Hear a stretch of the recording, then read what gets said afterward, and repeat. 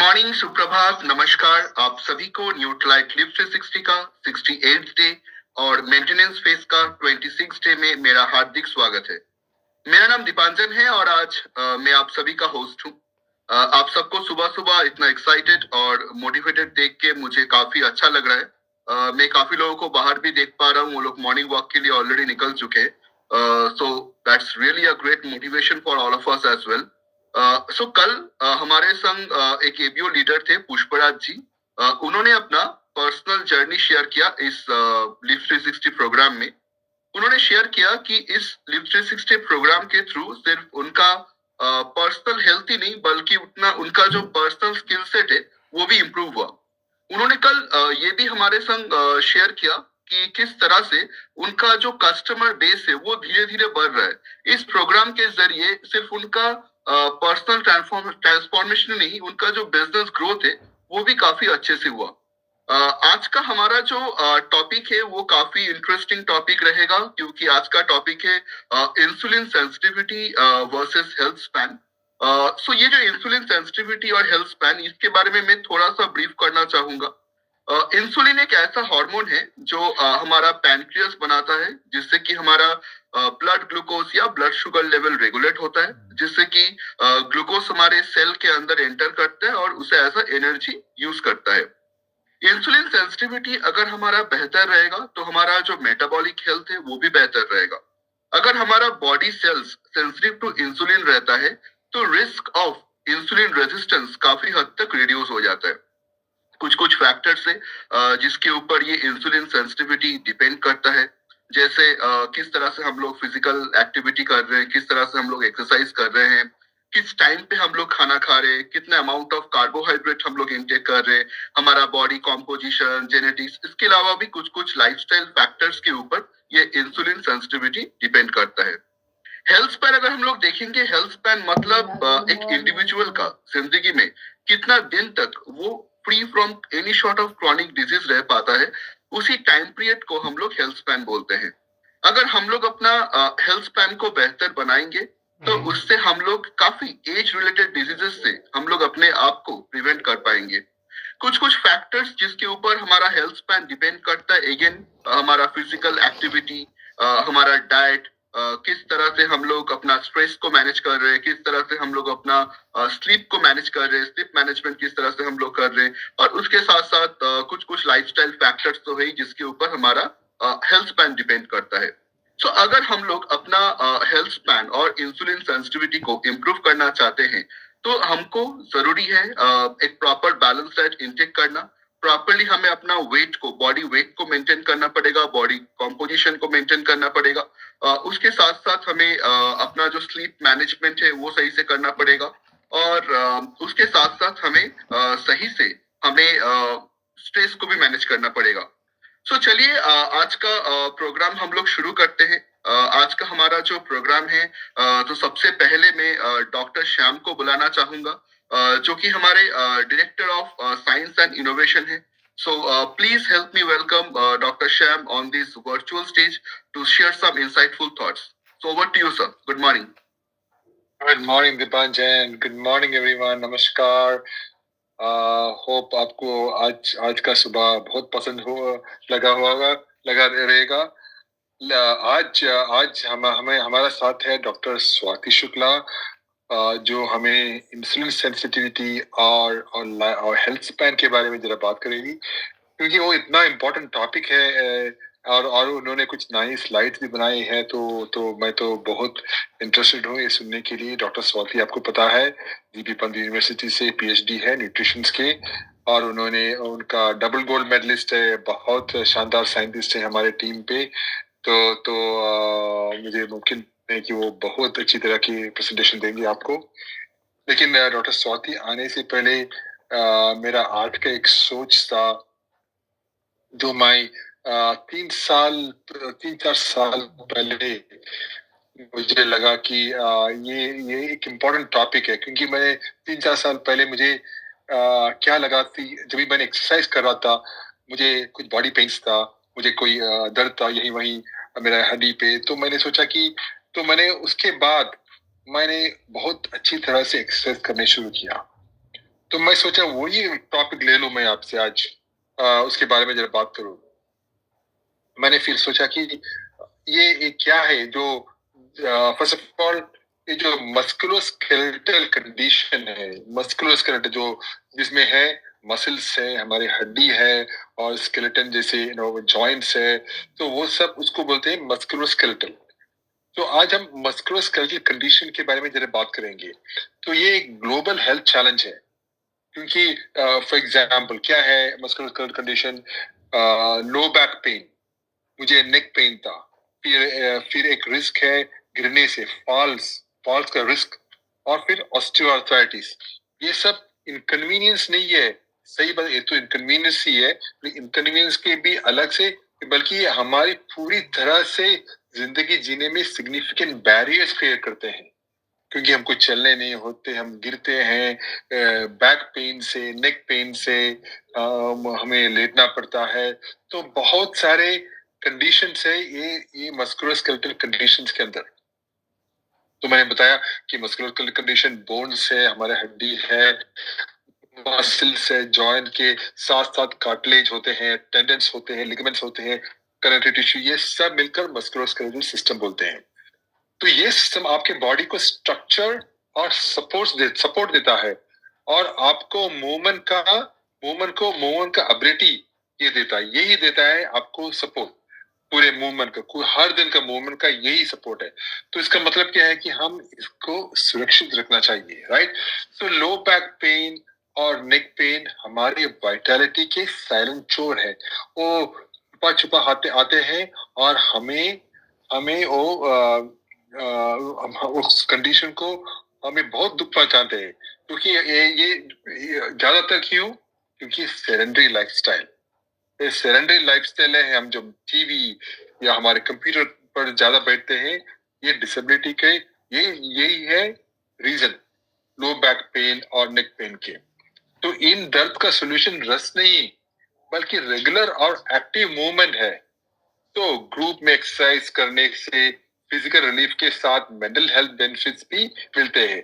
तो अगर आप ये सब पेन निकालने के लिए फिजिकल एक्सरसाइज चाहिए, और लेकिन आपका एक ग्रुप है तो उनके साथ करेंगे तो आपको बहुत अच्छा लगेगा, क्योंकि मेंटल हेल्थ बेनिफिट भी साथ में मिलेगा। प्लस ओबेसिटी से फाइट करने के लिए भी बहुत हेल्पफुल है, क्योंकि एक वेट है जो हमारे बॉडी पे स्पेशली हिप और जॉइंट्स में बहुत प्रेशर डालते हैं। तो इसके लिए वेट लॉस एक इम्पोर्टेंट टॉपिक है हमारे लिए। फिर दूसरा टॉपिक है फॉल, गिरना। तो फॉल्स खासकर एल्डरली लोगों के लिए एक सीरियस हेल्थ रिस्क है, जो मोबिलिटी और ऑटोनॉमी मींस इंडिपेंडेंस को डिक्रीज कर सकते हैं। तो आपने सुना होगा मेरे पिताजी, राइट? और कभी वो उनको चाहिए इंडिपेंडेंस, हर टाइम इंडिपेंडेंस चाहिए। और मुझे अब तक वो 95 है, लेकिन अब तक वो अभी तक एक स्टिक नहीं यूज किया है, क्योंकि मुझे पता है कि उनका मस्कुलोस्केलेटल सिस्टम हर वक्त वो चलते हैं, तो चलने के वक्त उनका मसल्स बिल्ड करते हैं, मूवमेंट के उनका कार्डियोवैस्कुलर सिस्टम बनते हैं। तो लेकिन स्ट्रेंथ और बैलेंस ट्रेनिंग और ये सब बहुत इंपॉर्टेंट है फॉल गिरने से प्रोटेक्ट करने के लिए। लेकिन अगर आपको योगा भी है, जो आपको मैंने बताया था कि ब्लू जोन में बुजुर्गों क्या करते हैं? डांस करते हैं, नाचते हैं, उनके उनके फैमिली के साथ मिलकर म्यूजिक से डांस करते हैं। ये सब आपका बैलेंस और कोऑर्डिनेशन को हेल्प करते हैं। फिर है एक लास्ट टॉपिक है ऑस्टियोआर्थराइटिस। ऑस्टियोआर्थराइटिस जो कि जॉइंट डिग्रेडेशन से कैरेक्टराइज्ड है, बिना होप के नहीं है। तो मैंने सुना है कि मुझे ऑस्टियोआर्थराइटिस मैं कुछ नहीं कर सकते। यहाँ भी मूवमेंट एक इम्पोर्टेंट रेमेडी है, मूवमेंट, चलना, क्योंकि स्ट्रेंथनिंग एक्सरसाइजेस, जो भी स्ट्रेंथनिंग एक्सरसाइज करेंगे, लाइक एरोबिक्स है, वॉकिंग है, स्विमिंग है, योगा से जॉइंट फंक्शन में सिग्निफिकेंट इंप्रूवमेंट और पेन रिलीफ मिल सकता है। डेफिनेटली वेट मैनेजमेंट भी मैंने बताया था कि वो भी एक इम्पोर्टेंट मोडालिटी है इसको हेल्प करने के लिए। तो फिजिकल एक्टिविटी के अलावा डाइट का भी मस्कुलोस्केलेटल हेल्थ पर पावरफुल इन्फ्लुएंस है। फ्रूट्स और वेजिटेबल्स और पोटेशियम और फ्लेवोनॉइड्स से, जो फ्लेवोनॉइड्स फ्रूट से मिलते हैं, तो ये बैलेंस डाइट मसल लॉस को रोक सकता है और बोन हेल्थ को एनहेंस कर सकता है, खासकर ओल्डर वीमेन के लिए। तो ऑस्टिया आर्थराइटिस वाले लोगों के लिए न्यूट्रिशन मैनेजमेंट एक होप की किरण बनकर आया है। विटामिन डी, कैल्शियम और प्रोटीन जैसे न्यूट्रिएंट्स क्रिटिकल है। ये ना सिर्फ बोन और मसल स्ट्रेंथ बिल्ड करते हैं, बल्कि फॉल्स और फ्रैक्चर्स की पॉसिबिलिटी को कम करते हैं। तो मॉडर्न डाइटरी रिकमेंडेशंस अब एल्डरली लोगों के लिए हाइयर प्रोटीन इंटेक एनकरेज करते हैं। सोचो, अब एल्डरली लोगों को हाइयर प्रोटीन इंटेक, क्योंकि इसके बेनिफिट्स पोटेंशियल रीनल इफेक्ट से भी ज्यादा है। क्योंकि वो बहुत लोग सोचते हैं कि इसका रीनल इफेक्ट, रीनल का, किडनी का इफेक्ट पड़ेगा, लेकिन अगर जब डॉक्टर्स देखे, रिसर्चर्स देखे, तो इसका बेनिफिट हमारे मसल्स के लिए बहुत बेहतर है। सो स्पेशली अगर आप फ्रूट्स और वेजिटेबल्स के साथ कंबाइन किया तो यही था मेरा सोच मस्कुलोस्केलेटल हेल्थ के ऊपर। ये हमें सुरक्षित रखता है, हमारे स्ट्रक्चर को रखते हैं, संभाल कर रखते हैं, और हमें फॉल से संभलते हैं। तो ये था मेरा आज का सोच टीम। चलिए मिलेंगे आप डॉक्टर स्वाति शुक्ला से। Doctor Swati, the stage is yours. Thank you so much sir, इस इंसाइटफुल इंफॉर्मेशन के से शुरुआत करने के लिए। इंडीड सेडेंटरी लाइफस्टाइल एक बहुत ही इंपॉर्टेंट फैक्टर है, and that's how I am so glad to see कि पीपल इररिस्पेक्टिव ऑफ अंधेरा और ठंड के भी, I can see people are walking and they are so physically active. So very great job, really commendable job. So अब आगे बढ़ते हैं आज के टॉपिक के साथ, जो कि है इंसुलिन सेंसिटिविटी और हेल्थ स्पैन के बीच के रिलेशनशिप के बारे में, राइट? और जैसे दीपांजन जी ने एकदम सही से एक स्टेज सेट कर दिया है कि क्या होता है इंसुलिन सेंसिटिविटी और कैसे वो हेल्पफुल है एक हेल्थ स्पैन, क्या डिफरेंस है लाइफ स्पैन और हेल्थ स्पैन के बारे में, राइट? तो अब उसकी हम शुरुआत करते हैं। So let me share my screen once.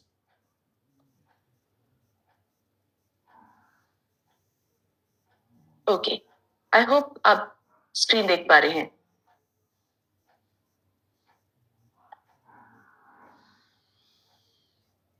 Dipanjan, can you confirm once? Yes, it's visible. Okay, great.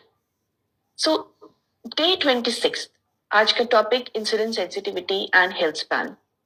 Now अगर आपको याद हो, जब हमने इस प्रोग्राम की शुरुआत करी थी, जब इस जर्नी की हमने शुरुआत करी थी, तो हमारे गट हेल्थ के साथ साथ, लिवर हेल्थ के साथ साथ इंसुलिन सेंसिटिविटी को एड्रेस करना, राइट, कैसे हम इम्प्रूव करें, इंसुलिन रेजिस्टेंस को कैसे खत्म करें, ये भी एक एरिया ऑफ फोकस था हमारे लिए। तो क्या होता है ये इंसुलिन रेजिस्टेंस, कैसे वो हेल्प कर सकता है हमारे लाइफ स्पैन को इम्पैक्ट करने में, हमारी हेल्थ स्पैन को बढ़ाने में, आज हम वो जानेंगे। तो सबसे पहले, जैसे दीपांजन जी ने बताया कि हमारे हेल्थ स्पैन को बढ़ाना है, लाइफ स्पैन और हेल्थ स्पैन में क्या डिफरेंस होता है। अगर मैं बात करूं लाइफ स्पैन की, मतलब आप कितना, कोई भी व्यक्ति कितने सालों तक लाइफ जी रहा है, वो होता है लाइफ स्पैन। लेकिन हेल्थ स्पैन, वो जितने भी साल जी रहा है उसमें कितने साल वो हेल्दी और डिजीज फ्री स्टेज में जी रहा है, वो इंपॉर्टेंट होता है, वो होता है हेल्थ स्पैन।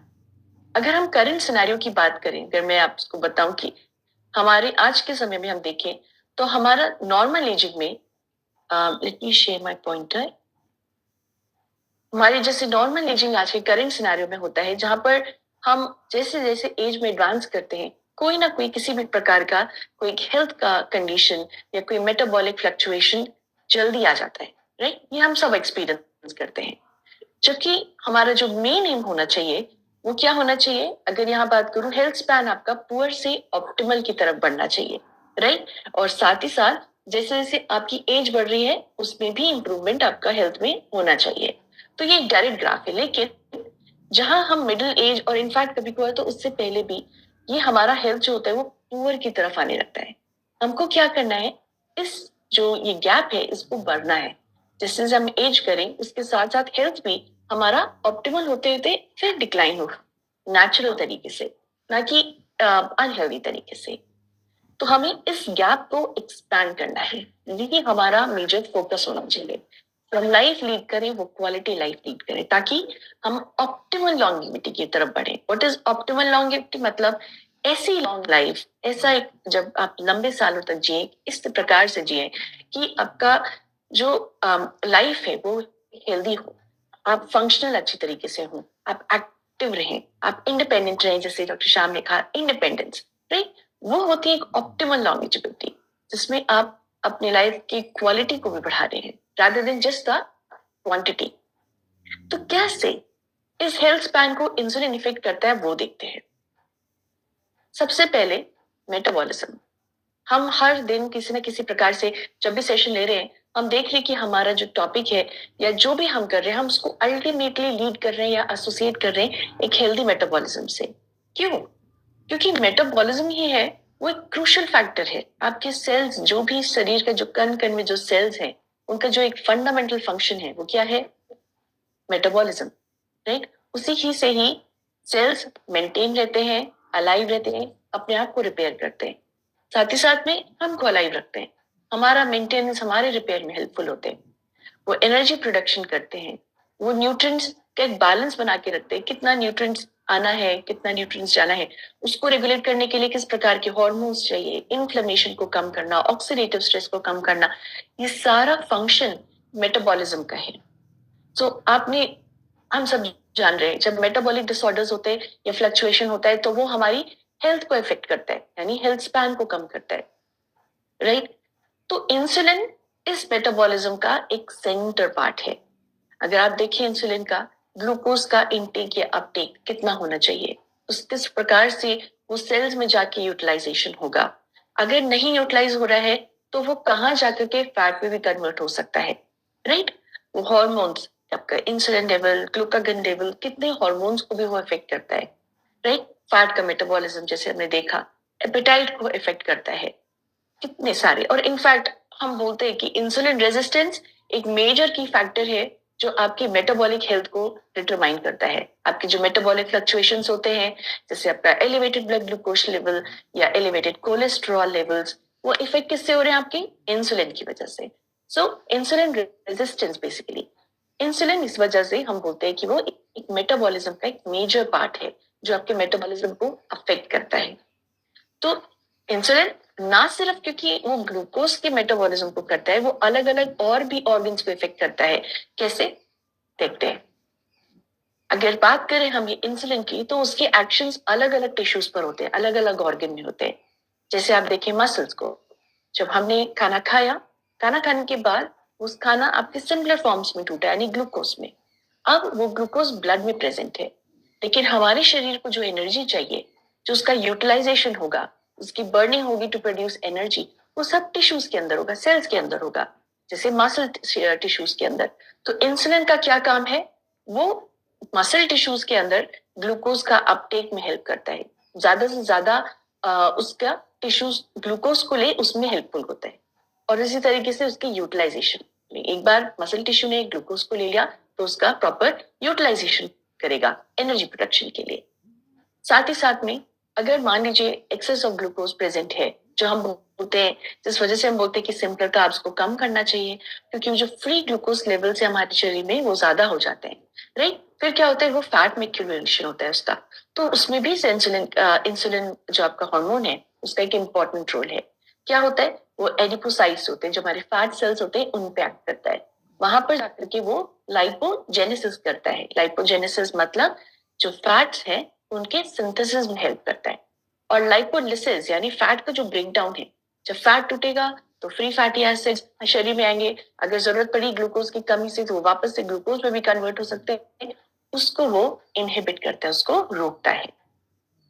उसके अलावा गट का भी इन्वॉल्वमेंट है आपके इंसुलिन सिक्रीशन में। आप समझे, जब आप खाना खाते हैं क्या होता है? आपका ब्लड ग्लूकोज लेवल बढ़ा खाना खाने पे, वो आपके आपका जो इंटेस्टाइन होता है, आपका जो गट होता है, वहां पर भी एक प्रकार के सेल्स प्रेजेंट होते हैं, एल सेल्स उनको बोलते हैं। वहां से वो GLP-1 नामक एक हार्मोन को रिलीज करता है, से इंक्रेटिन हार्मोन बोलते हैं। इसका क्या फंक्शन होता है? ये आपके इंसुलिन को ट्रिगर करता है। कि अब आपके शरीर में ब्लड शुगर लेवल बढ़ गया है, GLP-1 रिलीज होगा। वो क्या करेगा? पैनक्रियास, जो मेजर हार्मोन है जहां से आपका इंसुलिन रिलीज होता है, पैनक्रियास के बीटा सेल से, वहां पर ये GLP-1 जाकर के अटैच हो जाएगा। जैसे ही वो अटैच हुआ बीटा सेल्स में, ट्रिगर मिला बीटा सेल्स को कि मुझे इंसुलिन रिलीज करना है क्योंकि ब्लड ग्लूकोज लेवल ज्यादा है। तो इस तरीके से देखें कि गट जो आपका है, इंटेस्टाइनल टिश्यूज और इंसुलिन, उनके बीच में रिलेशनशिप है। देन लिवर के साथ भी उसका एक आप देखेंगे रिलेशन है। क्यों? लिवर एक मेजर ऑर्गन है, एक सेंट्रल ऑर्गन है जहां पर ग्लूकोज का मेटाबॉलिज्म होता है। जो भी ग्लूकोज एक्स्ट्रा हमारे शरीर में बच गया, जो स्टोर होता है हमारे शरीर में, क्योंकि ग्लूकोज स्टोर फॉर्म में भी होता है, वो सिर्फ और सिर्फ आपका लिवर में मेजरली होगा एज ग्लाइकोजन। तो वो क्या करेगा? क्योंकि इंसुलिन को ग्लूकोज कम करना है, तो वो लिवर को एक सिग्नल देगा कि आपको सिर्फ ग्लूकोज को कम करना है, ग्लाइकोजन में कन्वर्ट कीजिए, ना कि ग्लाइकोजन को तोड़ के ग्लूकोज बाहर निकालिए। तो जो भी फंक्शंस हैं जिससे ग्लूकोज का आउटपुट बढ़े, उसको वो कम करता है, ऐसे ट्रिगर करता है। चाहे वो ग्लूकोज ग्लाइकोजन का टूटना हो या आपका नया ग्लूकोज का बनना हो थ्रू ग्लूकोनियोजेनेसिस, उन सबको वो रिड्यूस कर देता है। उसके साथ ही साथ ब्रेन में भी ग्लूकोज अपटेक को बढ़ाता है। देन वो सारे मेटाबॉलिक सबस्ट्रेट्स, मतलब वो ऐसे एलिमेंट्स जिनके ऊपर काम हो, किसके लिए? एनर्जी प्रोडक्शन के लिए, उनको भी वो बढ़ाता है क्योंकि ग्लूकोज से। तो आपके सेल्स को ज्यादा से ज्यादा ग्लूकोज मिलता है। एंड देन वो एपेटाइट कंट्रोल भी करता है, मोस्ट इम्पोर्टेंट।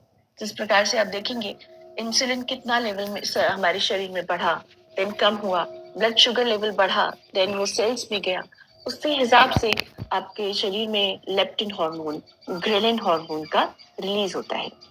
आप ब्रेन की बात करें तो वहां पे भी इंसुलिन सेंसिटिव सेंसर्स होते हैं, या आप उनको बोलते हैं रिसेप्टर्स। तो आपके ब्रेन में भी होते हैं, वो भी सिग्नल देते हैं कि कब हमारे शरीर में ब्लड ग्लूकोज लेवल, जो ग्लूकोज है वो सेल्स में जा चुका है, जिसकी वजह से अब एपेटाइट खत्म हो चुकी है, जो सैटिस्फैक्टरी है वो प्रोवाइड हो चुकी है। तो वो सिग्नल्स भी देता है। आप सोचिए कि कितने सारे ऑर्गन्स को, कितने सारे टिश्यूज को इंसुलिन अफेक्ट कर रहा है। नाउ जो हम इंसुलिन सेंसिटिविटी की बात कर रहे हैं, इंसुलिन सेंसिटिव मतलब हमारा सेल्स जो है वो कितने सेंसिटिव है कि वो इस इंसुलिन को ग्रास्प कर सके, उसको उठा सके। ये 3 तरीके से हो सकता है। Peripheral insulin sensitivity. Peripheral insulin sensitivity मतलब आपके पूरे शरीर में जहां भी मसल्स है, जहां भी एडिपोज सेल्स है, वो कितनी इजीली और कितने फास्टली इंसुलिन को ग्रास्प कर सकते हैं, उसको पकड़ सकते हैं, right?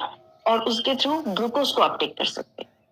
Then hepatic insulin sensitivity, आपके लिवर सेल्स कितने इंसुलिन सेंसिटिव हैं, इससे क्या होगा? उतने इजीली, उतने फास्टली वो जो लिवर सेल्स हैं वो ग्लूकोज को अपटेक करेंगे, राइट? और उसका क्या करेंगे? एब्जॉर्प्शन करके उसका यूटिलाइजेशन करेंगे। Then pancreatic insulin sensitivity, pancreas का भी इंसुलिन सेंसिटिविटी होना जरूरी है, क्योंकि तभी वो ये स्टिमुलेट होगा कि आपके शरीर में कितना ब्लड ग्लूकोज लेवल है और उस अकॉर्डिंग वो इंसुलिन हार्मोन को सिक्रीट करेगा, राइट? तो ये 3 प्रकार की सेंसिटिविटी हमारे शरीर में ऑप्टिमल लेवल पे काम करें, ये होना जरूरी है। नाउ और इस प्रकार से आप देख सकते हैं ये छोटा सा कि कैसे वो आपकी ओवरऑल मेटाबॉलिक हेल्थ को अफेक्ट कर रहा है, राइट? आपका ब्लड ग्लूकोज लेवल को रेगुलेट कर रहा है, राइट? देन लिपिड मेटाबॉलिज्म हमने देखा कैसे वो लाइपोजेनेसिस को ज्यादा स्टिमुलेट करता है कि ज्यादा फैट बने, ना कि फैट टूटे, राइट? फैट स्टोरेज और यूटिलाइजेशन भी करता है, वो एडिपोसाइट्स की तरफ उसको भेजता है, इन्फ्लेमेशन को कम करता है। देन हमने देखा एपेटाइट रेगुलेशन को भी हेल्प कर रहा है। आपके शरीर में लेप्टिन और ग्रेलिन हार्मोन, उनका कब रिलीज होना है, कब नहीं होना है, वो भी आपका इंसुलिन रेगुलेट कर सकता है। देन इसकी वजह से जब आपका blood glucose, blood cholesterol levels को जब वो रेगुलेट कर पा रहा है, तो वो कहीं ना कहीं इनडायरेक्टली आपकी ओवरऑल बॉडी कॉम्पोजिशन को असर कर सकता है, राइट? ज्यादा अगर आपका फैट एक्यूमुलेशन होगा तो वो विसरल फैट की तरफ बढ़ेगा। ग्लूकोज लेवल अगर ज्यादा स्टोर हो रहा है तो वो भी आपका फैट में कन्वर्ट हो रहा है, राइट? वो विसरल फैट जा रहा है, वो आपके वेस्ट की तरफ आ सकता है। तो इस प्रकार से आपकी बॉडी कॉम्पोजिशन को भी वो कहीं ना कहीं असर डाल सकता है। एंड देन इस प्रकार से वो आपकी जो ऑप्टिमल लॉन्जेविटी की हमने बात करी थी, राइट, कि किस प्रकार से जब आपके ये मेटाबॉलिक पैरामीटर्स हैं अगर वो वेल बैलेंस्ड है इंसुलिन की मदद से, तो वो आपको एक ऑप्टिमल लॉन्गेविटी की तरफ लेके जा सकते हैं। तो अब तो हमने बात करी कि ये इंसुलिन सेंसिटिविटी और मेटाबॉलिक हेल्थ। तो इंसुलिन रेजिस्टेंस क्या होता है? इंसुलिन रेजिस्टेंस, सेंसिटिविटी मतलब सेल्स सेंसिटिव हैं ग्लूकोज को उठाने के लिए, रेजिस्टेंस मतलब वो विरोध कर रहे हैं, वो रेजिस्ट कर रहे हैं इंसुलिन को, रिसेप्टर जो अपने सेल्स पे उसको अटैच करने के लिए और अपना एक्शन दिखाने के लिए। ऐसा क्यों होता है? आप ये एग्जांपल देखिए, ये मान लीजिए हमारा सेल है, राइट, ये एक ताले की तरह है ना। हर एक ताले की एक अलग चाबी होती है, आप कोई भी चाबी ताले में नहीं घुसा सकते, राइट, क्योंकि उसका शेप अलग होता है, उसका जो एक तरीका डिजाइन होता है वो अलग होता है। इसी प्रकार से इस सेल के ऊपर भी ऐसे ही एक शेप बना होता है, अगर आप देख सकते हैं तो, राइट। ये है रिसेप्टर। ये रिसेप्टर में आप देखिए एक प्रकार का एक शेप है, इसका मतलब है कोई भी मॉलिक्यूल इस पे आकर के अटैच नहीं हो सकता है, उसका भी शेप उसी ही के प्रकार होना चाहिए जो इसमें प्रॉपरली फिट हो सके। तो आप देखें ये इंसुलिन है, राइट, वो उसी ही प्रकार का शेप है जिस प्रकार से वो उसके अंदर अच्छे से फिट हो सके। ये होता है इंसुलिन सेंसिटिविटी, क्योंकि यहाँ पर जो लॉक और की है दोनों प्रॉपरली फिट हो पा रहे और सेंसिटाइज हो रहा है सेल, उसके बाद वो ग्लूकोज का इनटेक करता है। लेकिन अगर मान लीजिए मैं यहाँ आपका देखूं सेल, आप देखिए कि यहाँ पर ये जो शेप है प्रॉपरली डिफाइंड नहीं है, किसी वजह से भी हो सकता है। मान लीजिए आपके पास लॉक है, उसके ऊपर आप एक सेलोफेन पेपर लगा दें, क्या प्रॉपरली उसके अंदर की जा पाएगी? नहीं जा पाएगी, राइट। मान लीजिए उसके अंदर किसी प्रकार की इम्प्योरिटी फंसी हुई है, क्या प्रॉपरली की अंदर जा पाएगी? नहीं। क्यों? क्योंकि जो रिसेप्टर है या लॉक है, उसका जो डिजाइन है, जो एक स्ट्रक्चर है उस लॉक का, वो कहीं ना कहीं डिस्टर्ब है, रुका हुआ है। अगर इसी के ऊपर किसी भी वजह से कोई भी रीजन होता है, जैसे फैट एक्यूमुलेशन, अगर इस रिसेप्टर के ऊपर फैट जमा हो गया जैसे सेलोफेन पेपर, तो वो प्रॉपरली जो साइट है वो दिखेगी नहीं, उसका प्रॉपरली शेप नहीं दिख रहा है। तो क्या हो रहा है, ये इंसुलिन का जो शेप है होने के बावजूद भी वो सेल्स के साथ अटैच नहीं हो पा रहा है, राइट। अब जब अटैच नहीं हो पा रहा है, वो सिग्नल्स नहीं भेज पा रहा है, एक्शन नहीं हो पा रहा है, और ग्लूकोज सेल्स के अंदर कम जा रहा है या कभी कभार बहुत ही कम हो जाता है as compared to normal cell. तो इसी को ही बोलते हैं इंसुलिन रेजिस्टेंस, यानी इंसुलिन की जो एक्शन है उसके प्रति एक रेजिस्टेंस, एक विरोध होना, राइट। नाउ इंसुलिन रेजिस्टेंस जो है इसकी वजह से होता क्या है, कैसे ये आपके ओवरऑल मेटाबॉलिज्म को अफेक्ट करता है? ये एक विशियस साइकिल है, एक बार ये साइकिल शुरू हो गई वो नहीं रुकेगी। कैसे? आपने खाना खाया जिसमें हाई कार्ब था, बहुत सारा कार्बोहाइड्रेट था, अब उससे क्या हुआ, आपका जो ब्लड शुगर लेवल है वो हमेशा हाई साइड पे ही रहेगा। इसकी वजह से जो इंसुलिन की डिमांड है, जो उसकी जरूरत है, वो भी हमेशा हाई रहेगी। लेकिन हुआ क्या, इंसुलिन की डिमांड हाई है लेकिन सेल्स तो रेजिस्टेंट हो रहे हैं, वो तो प्रॉपरली इंसुलिन के साथ अटैच नहीं हो पा रहे हैं, जिसकी वजह से वो ग्लूकोज को अंदर नहीं ले पा रहे हैं। अब जब सेल्स के अंदर ग्लूकोज नहीं जा रहा है, तो ब्रेन को हमेशा क्या सिग्नल मिल रहा है कि सेल्स तो स्टार्व कर रहे हैं, सेल्स के पास ग्लूकोज नहीं है, सेल्स के पास एनर्जी नहीं है, राइट। जो शुगर है इंटर्न, वो भी क्योंकि शुगर सेल के अंदर नहीं जा रही है, वो एक्स्ट्रा फैट की तरह एक्यूमुलेट हो रही है, जबकि सेल्स दूसरी जगह पर स्टार्व हो रहे हैं। अब उससे क्या होगा, आपकी भूख लगनी शुरू हो जाएगी, राइट। ब्रेन को सिग्नल मिल रहा है आप और खाएं। सेल स्टार्व हो रहे हैं तो आप थकान फील करेंगे, आपको भूख लगेगी, आप कोई भी काम करेंगे आपको फटीग लगेगा, तो उससे क्या होगा, आप वापस से खाने की तरफ जाएंगे। और अगेन अगर आप खाना हेल्दी खा रहे हैं तो ये साइकिल टूट सकती है, लेकिन अगर वापस से ही हाई कार्ब डाइट की तरफ जाएंगे या ओवर ईटिंग की तरफ जाएंगे तो वापस से वो साइकिल चलती ही रहेगी, राइट। तो इसी वजह से इस साइकिल को तोड़ना जरूरी होता है। वो आपके मेटाबॉलिज्म को अफेक्ट कर सकता है, वो आपकी हेल्थ स्पैन को अफेक्ट कर सकता है। सो इंसुलिन रेजिस्टेंस जेनेटिक्स भी हो सकता है, लेकिन सबसे इंपॉर्टेंट जो आपके कंट्रोल में है वो है एनवायरमेंटल फैक्टर्स, जैसे हाई शुगर या हाई फैट डाइट। हमने देखा कि कैसे वो blood glucose and blood fat levels को बढ़ा रहा है। देन फिजिकल इनएक्टिविटी, अगर आप फिजिकल इनएक्टिविटी होंगे, हम आगे भी देखेंगे कैसे वो इंसुलिन रेजिस्टेंस को अफेक्ट करता है। हाई बीएमआई, विसरल फैट का होना, एंड इनफैक्ट क्रॉनिक स्ट्रेस, क्योंकि वो भी हार्मोनल रेगुलेशंस को इम्बैलेंस करता है, जिसकी वजह से चांसेस ऑफ इंसुलिन रेजिस्टेंस ज्यादा हो जाते हैं। तो जो सवाल उठता है हमेशा कि क्या इंसुलिन सेंसिटिविटी वाकई में हेल्थ स्पैन को अफेक्ट कर सकती है, ये आप सवाल पूछ सकते हैं, लेकिन ये क्लिनिकली प्रूवन है कि कर सकती है। इसको ग्लोबल लेवल पर देखा गया है। आपने काफी बार सुना होगा नेशनल डायबिटीज प्रिवेंशन प्रोग्राम के बारे में, राइट? हमने काफी बार उसका जिक्र किया है। वो एक ऐसा प्रोग्राम था जो centre for disease control and prevention CDC द्वारा स्थापित किया गया था। उससे पहले भी नेशनल इंस्टीट्यूट ऑफ हेल्थ के द्वारा एक ऐसी स्टडी की गई थी जिसमें उन्होंने ये देखा कि क्या अलग अलग जो लाइफस्टाइल के फैक्टर्स होते हैं वो आपके जो आपकी जो डायबिटीज का है प्रिवेंशन हो सकता है, क्या डायबिटीज को डिले करा जा सकता है। तो इस प्रोग्राम में क्या है, मेन फोकस की डायबिटीज के जो ऑनसेट है उसको कैसे प्रिवेंट किया जा सके, उसको कैसे डिले किया जा सके। और अब हम सब जानते हैं कि जो इंसुलिन रेजिस्टेंस है वो एक मेजर फैक्टर है जो डायबिटीज कॉज करता है। तो इंसुलिन सेंसिटिविटी को एड्रेस करने के लिए कैसे इंसुलिन रेजिस्टेंस को खत्म किए जाए, उनके ये कुछ ऑब्जेक्टिव्स थे, राइट? उनके ये कुछ एम थे जिसके अराउंड आपका प्रोग्राम चल रहा था। जैसे आप हेल्दी खाना खाएं, राइट? एक्टिव रहें, खुद की मॉनिटरिंग करें, प्रॉब्लम सॉल्विंग अप्रोच आपके बिहेवियरल में चेंज आए, stress management, positive, stay motivated. ये कुछ ऐसे ऑब्जेक्टिव्स थे इस नेशनल डायबिटीज प्रिवेंशन के। तो हम दो के बारे में बात करेंगे, यानी बी एक्टिव और हेल्दी खाना, राइट? Eat healthy. तो वो कैसे इम्पैक्ट करता है आपके इंसुलिन रेजिस्टेंस को और सेंसिटिविटी को कैसे इंप्रूव करता है। अगर मैं बात करूं फिजिकल इनएक्टिविटी और इंसुलिन रेजिस्टेंस, इन दोनों का एकदम डायरेक्ट रिलेशनशिप है। जब हम सेडेंट्री लाइफस्टाइल होता है हमारा, हमारी सेल्स को एनर्जी की जरूरत नहीं पड़ती है उसके अंदर ऑलरेडी, क्योंकि वो कोई एक्सरसाइज कर ही नहीं रहा है। इससे क्या होगा, जो ग्लूकोज है उसका अपटेक मसल्स के द्वारा नहीं हो पाएगा क्योंकि आपके मसल्स को एनर्जी की जरूरत ही नहीं है। इससे क्या होगा, जो ग्लूकोज है, एक्स्ट्रा ग्लूकोज, वो सब कन्वर्ट होगा इनटू फैट, राइट? अलग अलग प्रक्रियाओं से, जैसे लाइपोजेनेसिस, हम डिनोवो लाइपोजेनेसिस बोलते हैं, वो सब फैट में कन्वर्ट होंगे।